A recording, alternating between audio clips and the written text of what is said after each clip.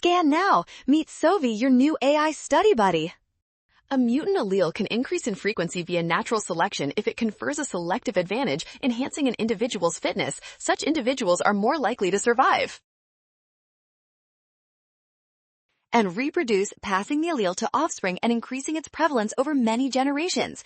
The cladogram provides evidence of convergent evolution because traits 4, transparent spots, and 5, slippery surfaces, are shown, appearing independently on multiple lineages rather than on a single common ancestral branch. Specifically, trait 5 evolved separately in the lineages leading to clade B and clade C, while trait 4 evolved independently in clades A, B, and C. This suggests these similar traits arose due to similar selective pressures. To indicate the loss of wax crystals, trait 2 in clade B and X.